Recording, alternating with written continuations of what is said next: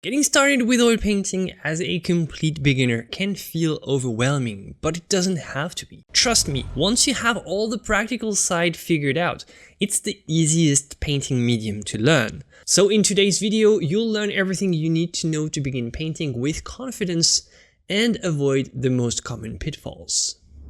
So let's first talk about the materials. The biggest problems beginners have when picking up a new hobby is they eventually stop and they've invested too much money for nothing. The good news about oil painting is that you don't need a full studio to start, and you can paint some very cool first paintings with a minimalist setup. So for your paints, you can start with a limited portrait palette composed of pretty cheap pigments, only titanium white, yellow ochre, cadmium red or quinacridone rose, or maybe both if you really want to go more into portraits, then burnt umber and ultramarine blue, and that's it. You don't need to spend more before you're really sure that oil painting is made for you, and if you want you can expand later. And if you're interested, my full palette is made of the following 15 pigments: titanium white, flake white, cadmium yellow light, yellow ochre, raw umber, transparent red oxide, burnt umber, Venetian red,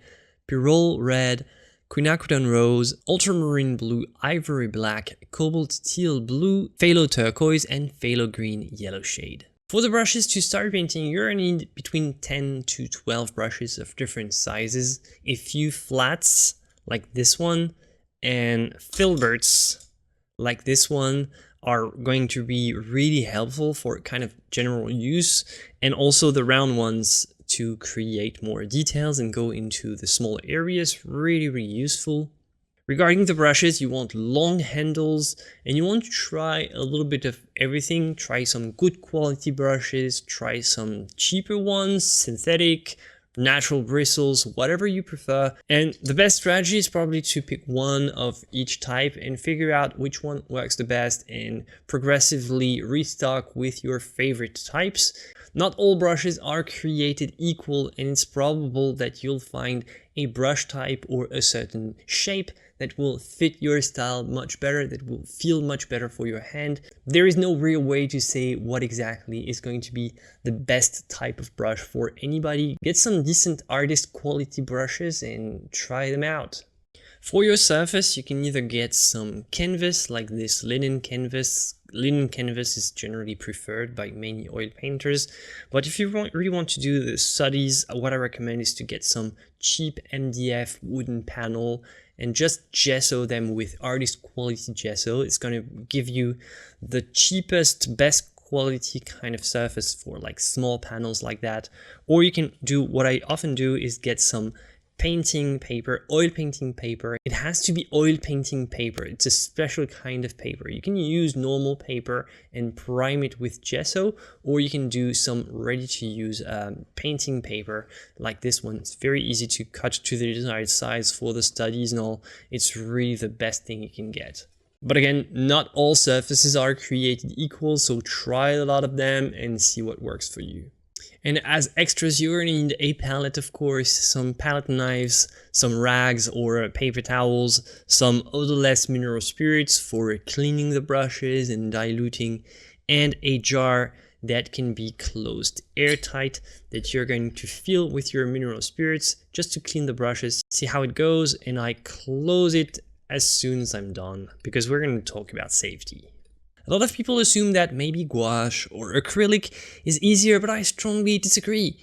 The only difficult thing about oil painting is getting the proper gear and learn the technicalities of not being able to use water. But once you have this covered, oil painting is actually the easiest medium to paint with. It remains workable for a long time. It can be layered and corrected as many times as needed, and the colors stay vibrant and glossy. Most beginners are afraid to start directly with oil paint and waste time trying acrylic to figure out if painting is made for them. But in my opinion, if you don't want to paint abstract art, there is no rational argument to pick acrylic over oil.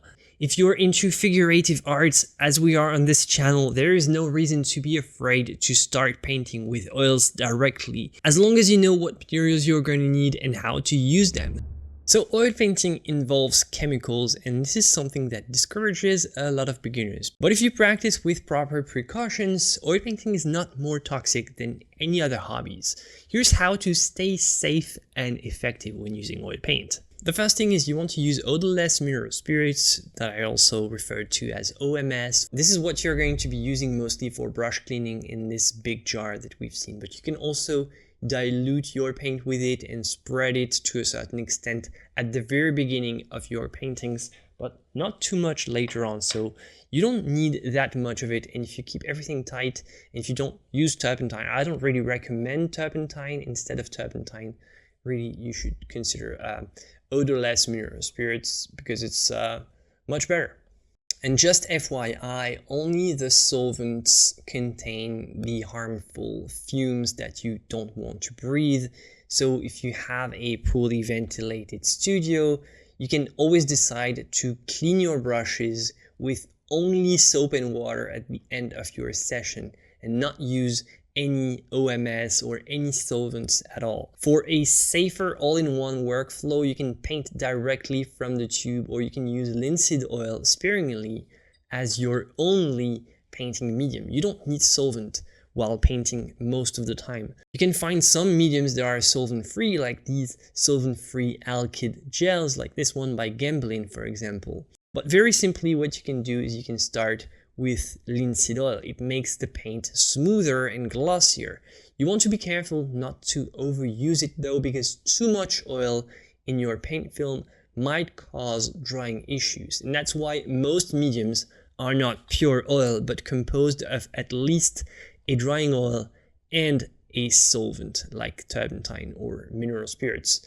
A decent option that I recommend to you as far as your medium goes is this one, 1/3 linseed oil and 2/3 odorless mineral spirits. If you want your paint to dry faster, you can try an alkyd medium like this one.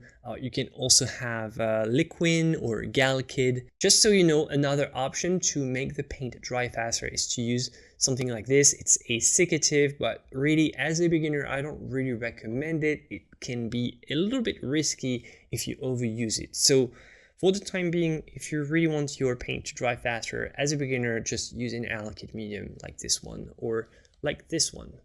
However, you want to keep in mind that you don't necessarily need a medium right away as you start, and many people paint straight from the tube. As long as your paint has the right consistency out of the tube, you don't need to worry about medium. Just paint away. If you are not doing multiple layers, just go ahead and paint. And when you're ready to experiment and you want to do some more complicated stuff, then you can try some more complicated formulas with secatives and resins. But when it comes to mediums, less is often more. So mediums contain solvents, and you want to be smart with solvents and avoid excess. And everything is fine if you just avoid excess. In general, you don't need to use a lot of solvents, and a few drops are usually more than enough. It's not like watercolor where you typically have a big jar of water on the side. With oil paint, the main vehicle is still the oil, and the solvent is used much more sparingly than with watercolor. Just FYI, if you're not aware, the binder in watercolor is gum arabic and the solvent in this case is water. But watercolor is a lot thinner and diluted than oil paint. It's a transparent painting technique, unlike oil paint. Oil paint is an opaque technique, so diluting too much with solvent is not a good idea anyway. You don't want to do that because it just ruins it. Now, the final thing, if you're really worried about the solvent issue, is you can try a solvent-free citrus-based solvent to clean off the brushes, or maybe you want to consider switching to water-mixable oil paints, which can be diluted and cleaned with water and behave pretty much like regular oil paints. Now you want to remember to work in a well-ventilated area, and that's not just for oil painting, by the way. Make sure that there's a good airflow in your studio. Dispose of rags and paper towels safely. Store in a sealed metal container and keep your workspace tidy and organized. Remember that oil painting is not toxic by itself. A basic paint tube only contains oil and pigments, and most pigments are harmless, but some are dangerous, of course, if ingested, like lead oxide and other pigments that can cause heavy metal poisoning if you ingest them, cadmium, cobalt. Heavy metal is pretty cool, but you don't want to eat that. Considering the quantities though, these pigments are only dangerous if you just scoop a little bit of this paint and just eat it. So keep those good studio practices in mind. Do not lick your brush, put its handle in your mouth. Do not keep food or drinks around your palette. Always wash your hands properly every time you take a break. And overall, keep your studio clean and everything will be fine. Before we move on, a quick reminder that you can check out my complete oil painting course in the description below if you want to take your skills to the next level. This course is designed to help you master the art of oil painting with step-by-step instructions, valuable tips, and 3 detailed demonstrations. Whether you're a complete beginner or looking to refine your technique, this course is definitely a must-try. So let's begin our first painting project, shall we? You want to start with a simple model under clear lighting. Something like a still life or a simple portrait. Know that if your drawing skills aren't great, you'll most likely struggle a lot, and it doesn't have anything to do with oil paint. Some people struggle with oil painting, but actually they do struggle more with drawing than with oil paint per se. And if it's your case, you can check out some of my drawing videos if you think that you need to improve in this regards. For this demonstration, what I'm going to use is the simplest model you can find. It's you. I'm going to do a self-portrait that I've made in a recent painting. And if you're interested in portraits, I encourage you to simply start with your own face. Be your own model, because you're going to be a lot less shy with yourself and hopefully a lot less picky and judgmental when looking at your own work in the end. So here is a brief summary of the process. First, you need a drawing. So you sketch the composition either with thinned raw umber paint or charcoal or graphite. And if you use charcoal or graphite, you'll need some fixative before applying the paint. And I've made tons of videos on my channel explaining different ways of starting, so don't be afraid, just start. Any technique you can imagine will work as long as it gets you to start. And if you want to simplify the drawing process, just use tracing paper. You print a photo of yourself, you transfer your model from the photo. And this is not exactly how I did it here. I actually used silver point, but whatever, it's not the point here. If you transfer with graphite, you then use fixative and then you trace over the lines with black paint. For the black line, if you want to achieve something like me here in this demonstration, you want to mix ultramarine blue and burnt umber, as it will dry much faster. Leave it to dry overnight and come back the next day and your outline is ready to go. So mix colors simply using your limited palette. I like to create value strings to keep my colors organized. Alright, and as always, as I do in my skin tones, in most of my mixes, is I'm going to start with a nice local color. I have fairly pale skin tones. I have the luxury of being able to check the color with my own hand like that, which is pretty cool. So if you want some more of an olive complexion, you're going to pull more towards the yellow. If you want more something very pale, you're going to pull more towards something extremely white, and the accents are going to be more done with the quinacridone. The red is kind of a value in between, kind of bring a little punch.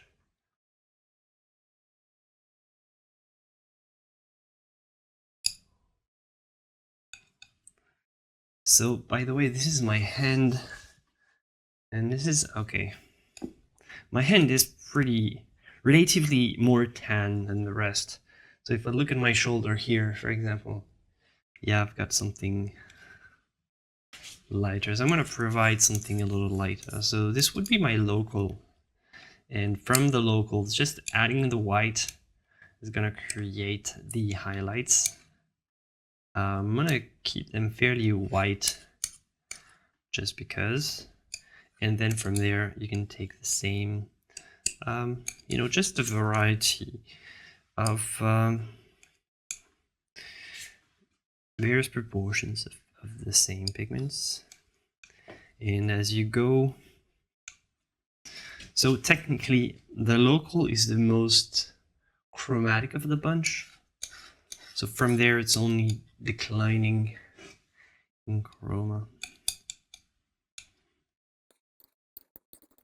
It's a little bit too low chromatic, so I need to push the saturation up a little. So let's see how we can do that.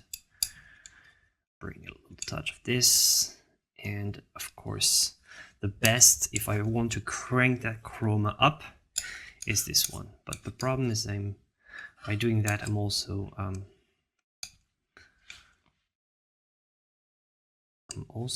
changing the value quite significantly. This is way too pink, so to counter the pink, I'm gonna bring some more yellow. And now it's 2, so I'm putting this on the side because I need less.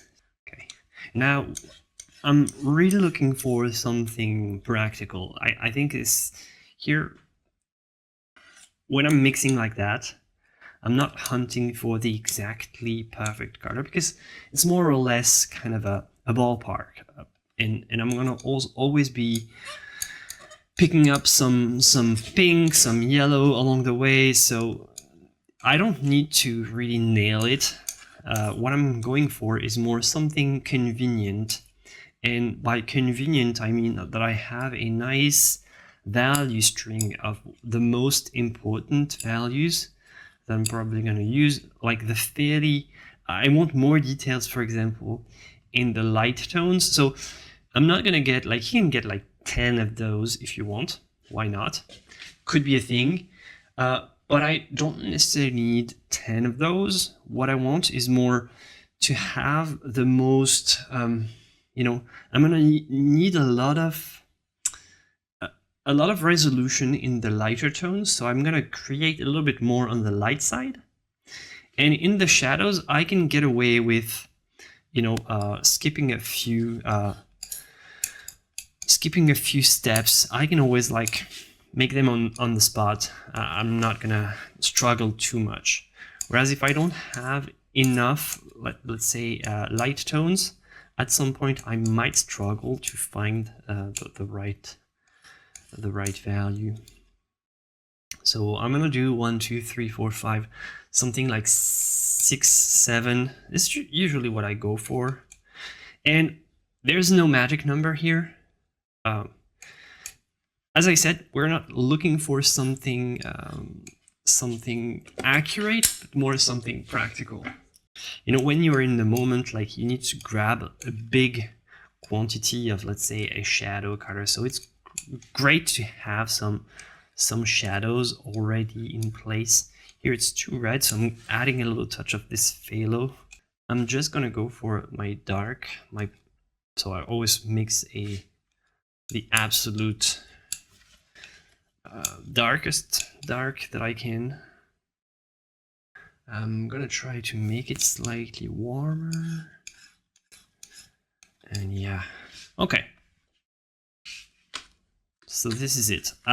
For this technique, I don't use medium, but the paint might be a little stiff. So what I'm gonna do is I'm just, like, technically this bottom layer here that I'm gonna do doesn't have medium, but this medium is very light. It's almost like pure solvent. It's not pure solvent, but it's like my #1 bottle is like 20% oil to 80% mineral spirits, OMS, which means it's fairly light, so it almost doesn't count in the fat holding. It's very lean. That's one thing. And then the idea is just to paint area after area, like if it was a coloring book, but it's not really like that, because the areas have gradients and transitions and subtlety, but still, you try to paint within the lines while focusing on the values mostly, and you just get the paint where it needs to be. So actually, I'm gonna start with the darkest dark, and it's around the glasses. The glasses are pitch black with actually there's actually a band of red on top, but it's barely visible when you look at it.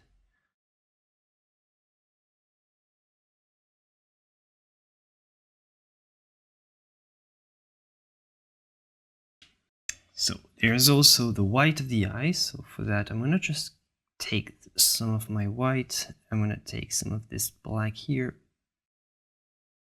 And on the side right there, I'm gonna mix something that is more of a light gray than white. It's not white at all, like it's white of the eye, but you have to remember that it's part of the volume of the sphere. So okay, so now I've got the white of the eye, and now I'm going to try to adjust some of those skin tones around the glasses and the iris, and just we'll just do that. And this outline, by the way, see, I don't know if you can see it, but there was first a sort of an outline that I've done with silver point. Then I changed. So the first one I was here, I found that it was a little bit too low, so I changed. And I had to do to find which is the right the right size. So once I had that, I did this with silver point, as I said, and I retraced with some simple black oil paint.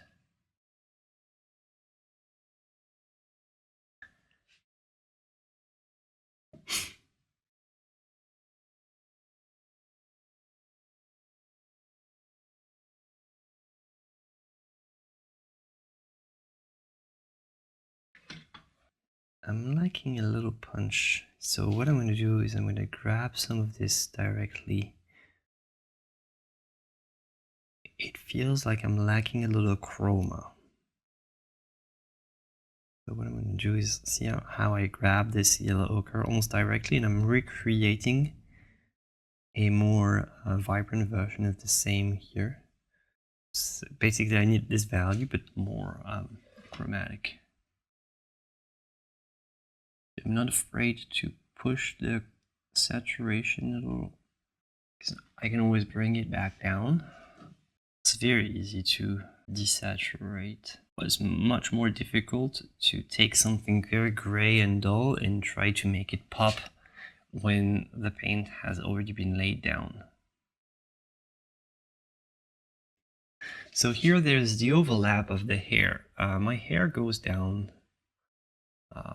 Thankfully, I'm not balding, so my hair goes down significantly. So all of this is actually, if you can see, all this is actually a part that's going to be covered with hair. I'm still painting it with skin tones, first of all, because the hair and the skin have relatively similar colors, and the pigments that color your hair are the same pigments that color your skin, right? We don't have some specific things in our hairs that created a different kind of colors. Those are still the same.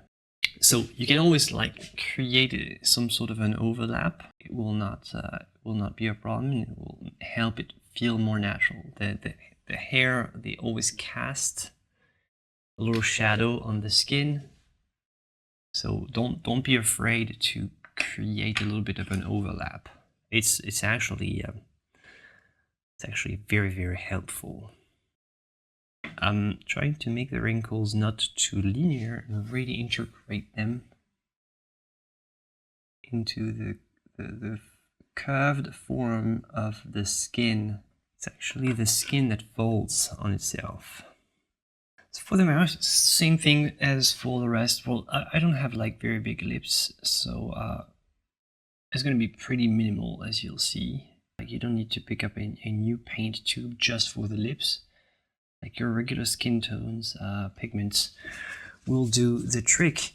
So same thing as I did for the rest, is what I'm going to do is I'm going to first start with the skin, you know, and then I'll overlap the texture of the beard.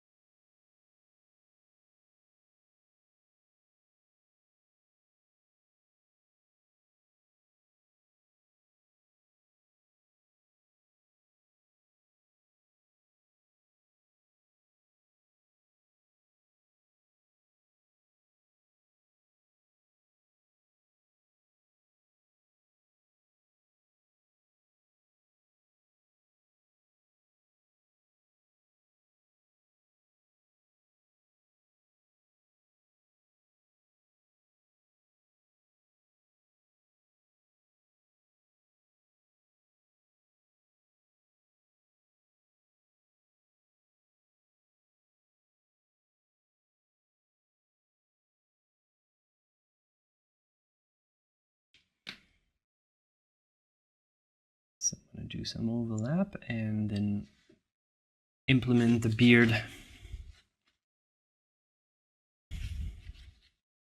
And we'll be about done with the portrait already, like the surface of the portrait has been fully covered. So next we'll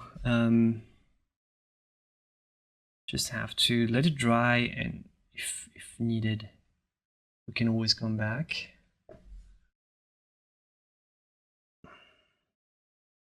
At least for this session with you guys, because this way we'll have the portrait, the hair, and I'm gonna do the hair and I'll finish. But all this bottom part I'll figure out later. I'm not gonna bother too much right now.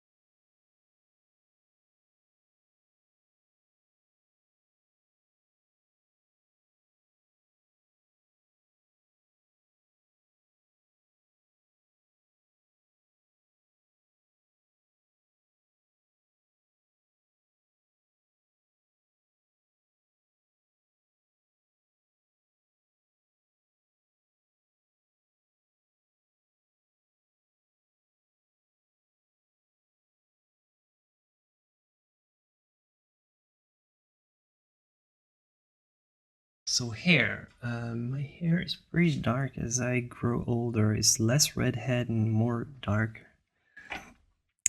So right here, what I'm gonna do is I'm gonna grab a little fluid. I think this black here might be my base. I'm gonna keep a little here, and I'm gonna do this mostly here. I'm gonna take some, this is my kind of black, almost like cool black. This is my pure burnt umber, and I'm gonna grab some of this and some, no, like a small amount. So it's pretty diluted right now, but I'm gonna grab a little touch of blue, make it even cooler, because my hair in this part is getting cooler. And I'm actually graying. And this is where you'll have the gray hair. So I'm going to grab some blue, because if I grab just some white, probably if I grab some white, it's probably going to look more light brown. So I'll add the touch of blue so that these accents here really look like my gray hair and not just some light brown accents. Well, this is one of the benefits of aging. You get more cool nuances to paint. That's cool. Because I used to know how to paint my own hair. It's not the first self-portrait that I've done, and it wasn't always like that. Now it's totally different. It's very, very interesting. And because I have this, I had this overlap from earlier, I don't have too much to worry about for the transition. It looks nice and natural.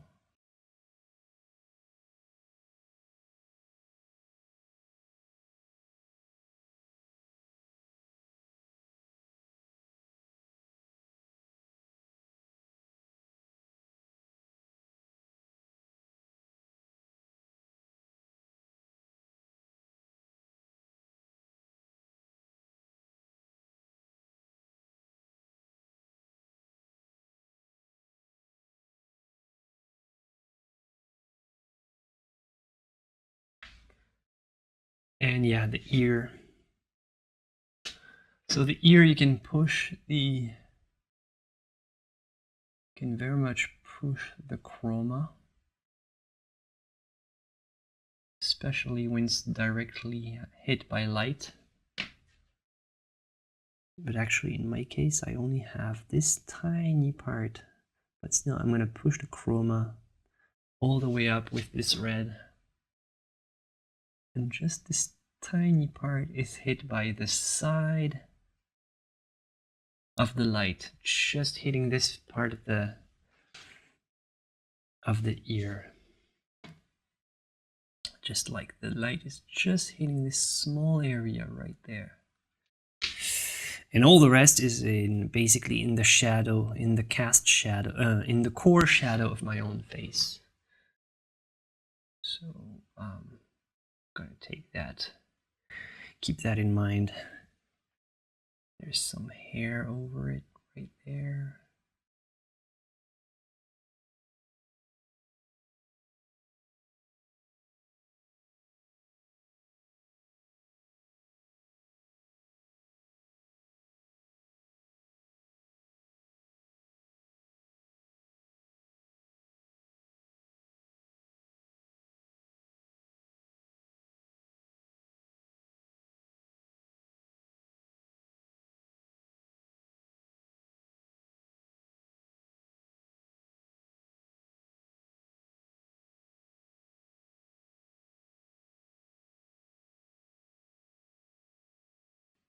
So now I want to just finish this little texture here, and I'm pretty happy with what I have for an underpainting.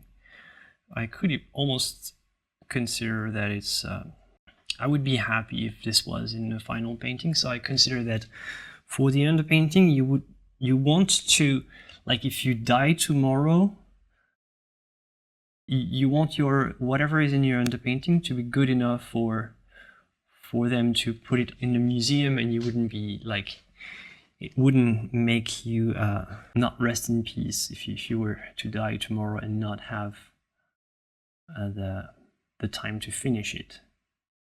This is my I don't know, it's weird. I know it's weird to think like that. This is my mindset for underpainting, is I want to do something good enough so that if I don't have the time to finish it ever, I can say, all right, I don't feel totally bad about it.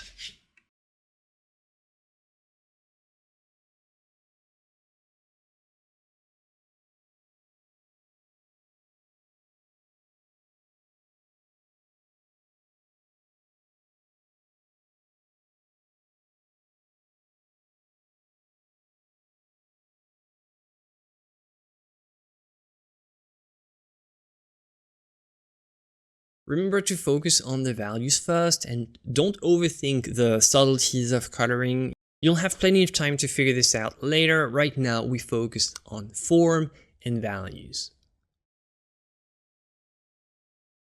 So now let's talk about drying time and cleanup.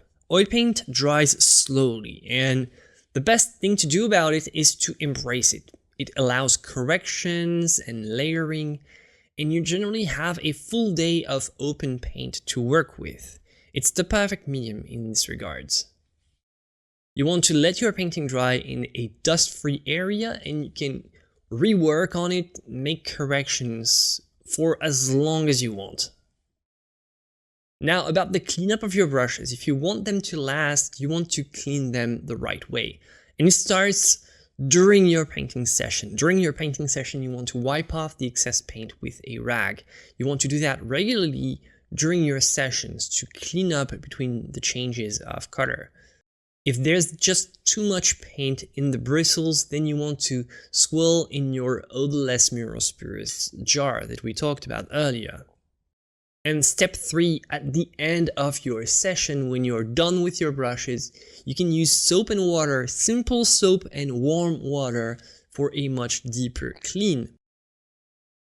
Your goal isn't to make masterpieces from the very beginning. The goal here is to control and understand how it works.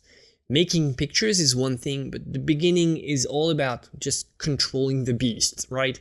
Like a beginner playing the piano, you need to adjust your fingers to the natural positions of the keys until it feels just right. What you can do is set a challenge for yourself. You can paint one of the Atelier assignment every week. Check out the links explaining what the Atelier of Figurative Arts is. We do assignments every week and you can participate and post your results in our Discord and get feedback from our amazing community.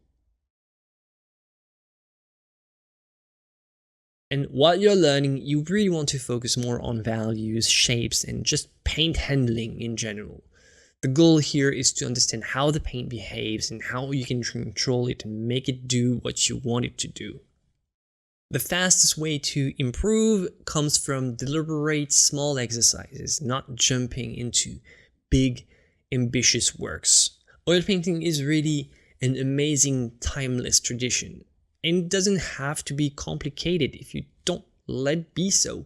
Start simple, stay consistent, and enjoy the process of learning by doing. You don't need to master the technique before starting. Just have enough materials to begin, and you'll figure things out as you go. As is often the case, the best way to learn is not with words and tutorials, but with a brush in your hand. Check out this video next, I'll see you there, and as always my friends, joy and inspiration to you. Bye.